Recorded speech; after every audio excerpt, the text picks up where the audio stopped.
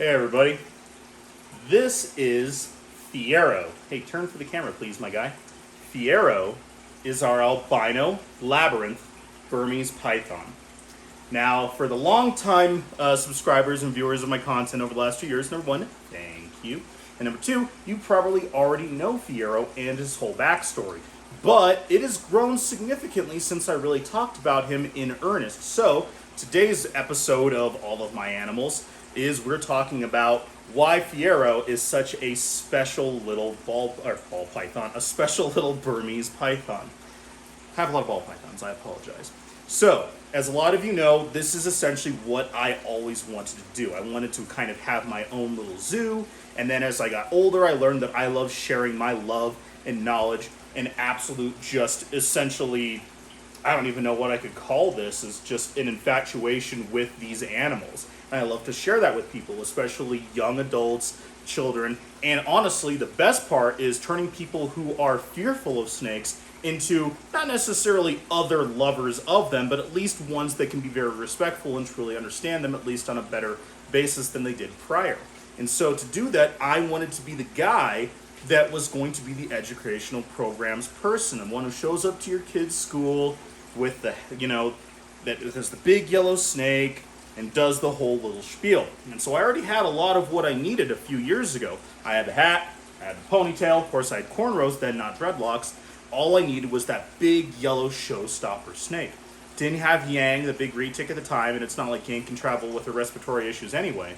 And so I went out and I found at a local reptile shop up in Denver a albino Burmese python, and it was Labyrinth. This pattern here is another morph called Labyrinth. It's a recessive gene.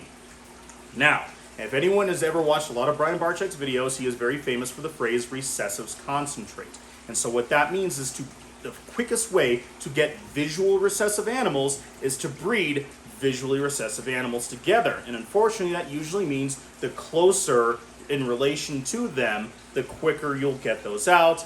That means there's usually more genetic issues. And so the recessives concentrating not only the visual phenotype, but concentrating that genetic ability and material and likeness as well.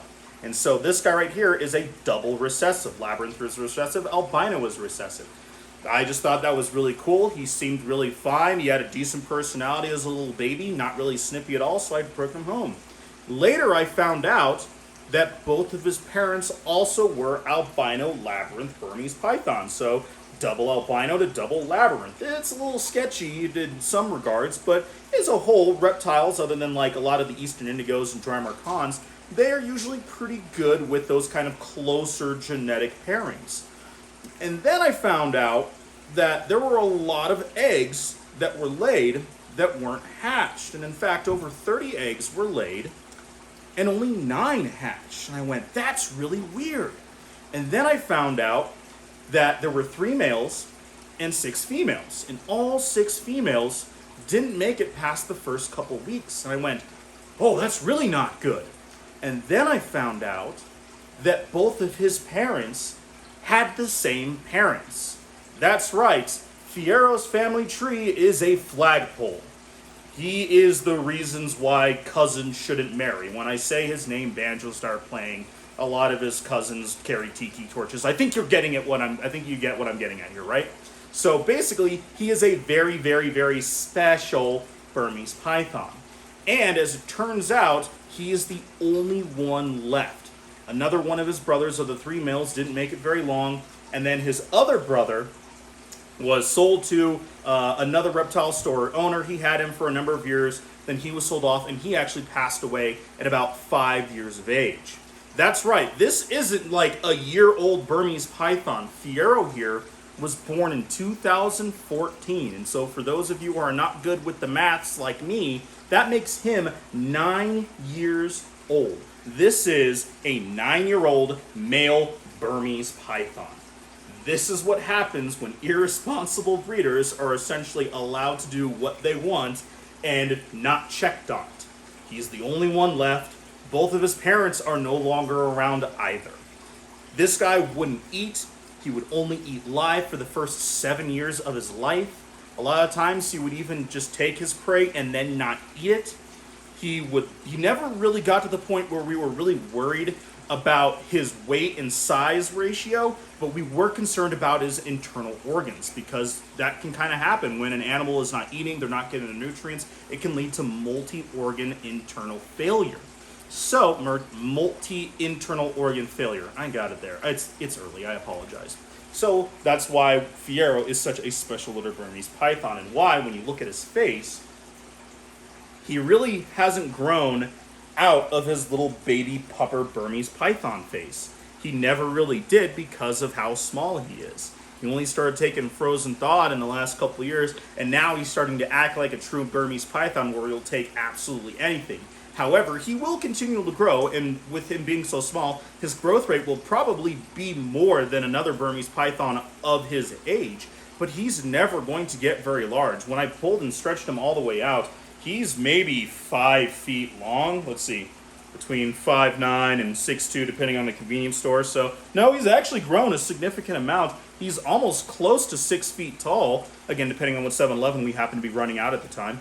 But most of that's actually been done in the last 3 years. So maybe he might eventually hit that 8 foot, but he will never be the size of a larger Burmese python, like Angel, the albino Burmese python that was in the Burmese Python Species Spotlight video, who's about probably 10, 11 feet long and significantly larger. Yeah, it's a female, but still, a male Burm at 8 foot should be much of a heftier, bigger animal than this guy is, and he's never going to get very big. But that's okay, because this makes him an absolutely wonderful animal ambassador, not necessarily as the giant showstopper, but for an animal with a decent amount of length, and it has this really interesting backstory to talk to people, especially young people that want to get into the hobby and that they want to try to breed animals. Not even necessarily Burms or retics, which I've talked about at length multiple times, but even something like ball pythons, corn snakes, or bearded dragons, about the issues of irresponsible breeding, and that can be transferred over to dogs, cats, and all sorts of other different species of animals as well. But so this makes it to where this guy is an incredibly amiable little animal.